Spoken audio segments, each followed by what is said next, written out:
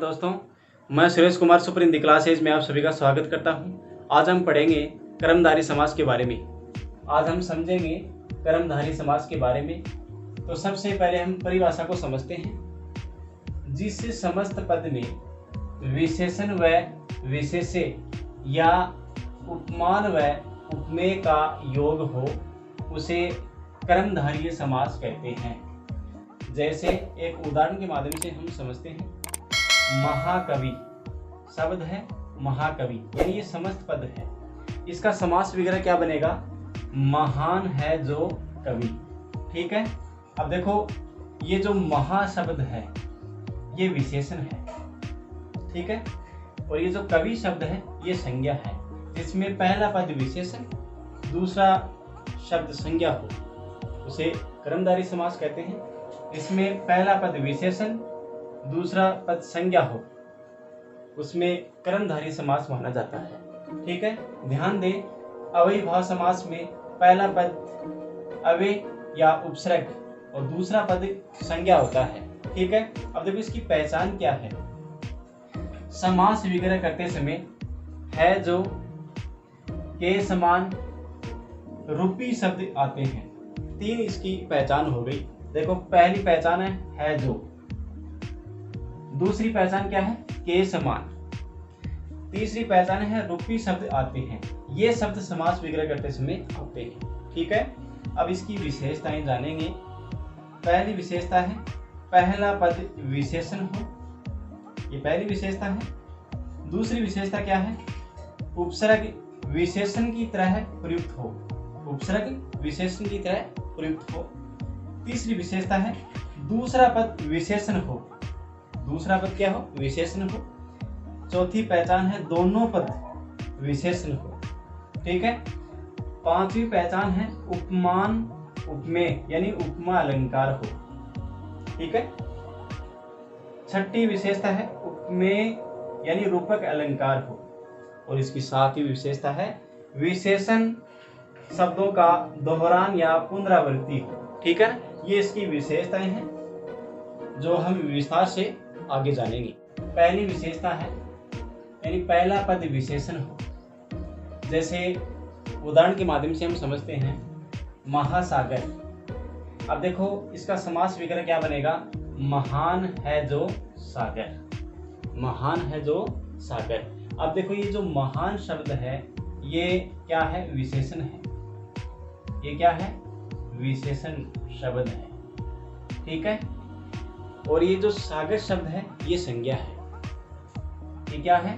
संज्ञा शब्द, संज्ञा शब्द है। दूसरी विशेषता है दूसरा पद विशेषण हो। जैसे पुरुषोत्तम, दूसरा पद विशेषण। इसका समास वगैरह क्या बनेगा? पुरुषों में उत्तम है जो। अब देखो ये उत्तम है ये विशेषण है, ये क्या है? विशेषण। अब देखो दूसरा पद क्या बन गया? विशेषण बन गया। ठीक है।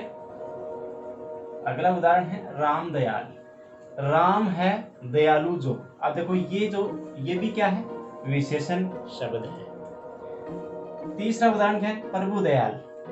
इसका समास वगैरह क्या बनेगा? प्रभु है दयालु जो। अब देखो ये दयालु शब्द है ये विशेषण है। क्या है? ये विशेषण शब्द है। ठीक है। तीसरी विशेषता क्या है? दोनों पद विशेषण, दोनों पद विशेषण। जैसे ऊंच नीच। अब देखो इसका समास वगैरह क्या बनेगा? ऊंचा है जो नीचा है। अब देखो ये भी विशेषण है और ये भी विशेषण है, दोनों ही पद विशेषण है। दूसरा उदाहरण है बड़ा छोटा। अब देखो इसका समास वगैरह क्या बनेगा? जो बड़ा है जो छोटा है। अब देखो बड़ा और छोटा ये दोनों पद ही क्या है? विशेषण शब्द है। ठीक है। तीसरा उदाहरण है लाल पीला। इसका समास वगैरह क्या बनेगा? जो लाल है जो पीला है। अब देखो इसमें दोनों ही पद विशेषण है। कौन कौन से हैं?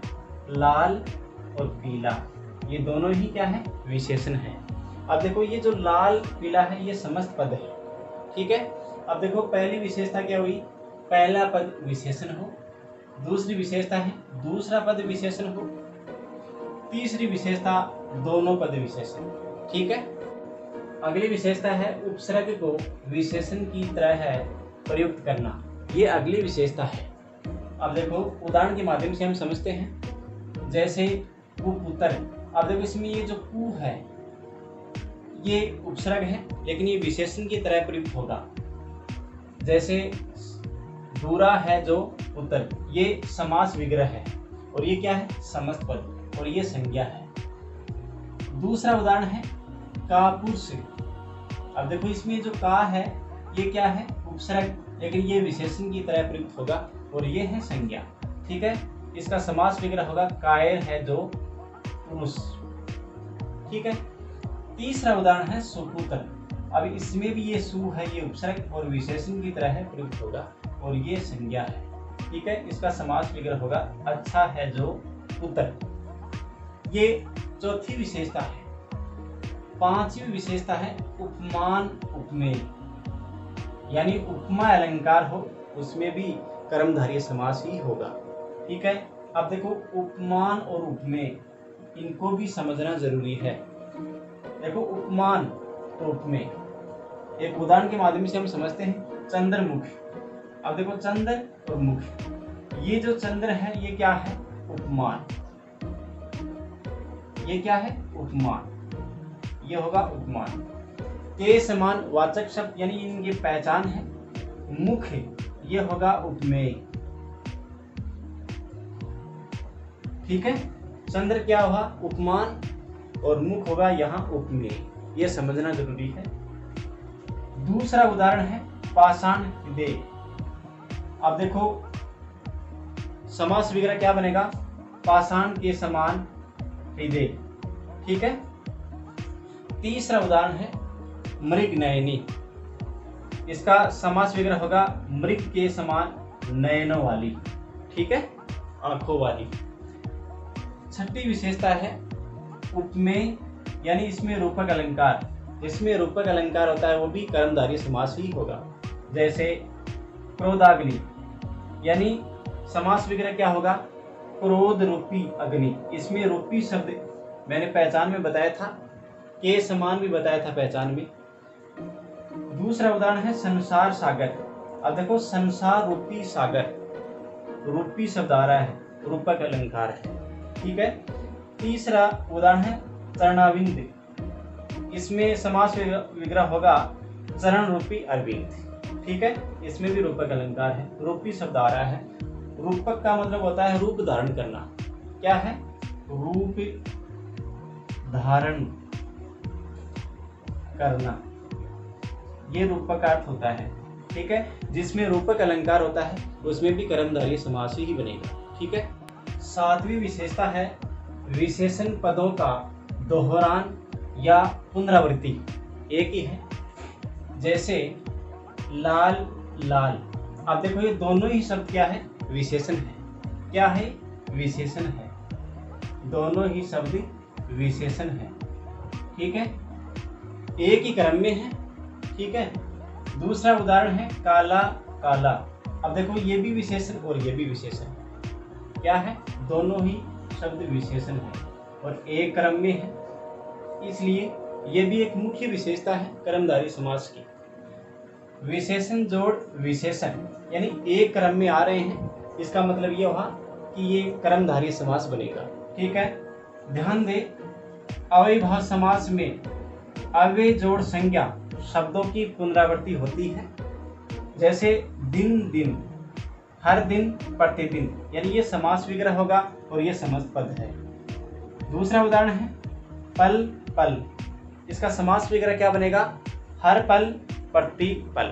ठीक है, अब देखो ध्यान देने योग्य बातें कौन सी हैं, इसमें अव्यय जोड़ संज्ञा है। ठीक है, इसमें विशेषण जोड़ विशेषण एक ही क्रम में, इसमें अव्यय और संज्ञा शब्द हैं और इसमें डबल विशेषण है। यही इसमें फर्क है। ठीक है, एक विशेषता और है अव्ययभाव समास की, यानी इसकी मूल विशेषता क्या है कि ये अपरिवर्तनशील है, ये कभी चेंज नहीं होता, और जो समास चेंज हो जाता है वो तत्पुरुष समास में जाएगा। इसमें जाएगा, तत्पुरुष समास में जाएगा। ठीक है, तो प्रिय विद्यार्थियों, आज की क्लास यहीं समाप्त होगी। आज की क्लास में हमने कर्मधारय समास को विस्तार से समझा, कर्मधारय समास की विशेषताओं को जाना। तो मेरा सभी विद्यार्थियों से निवेदन है कि इस क्लास को ध्यान से देखें व समझें। जय हिंद, जय भारत।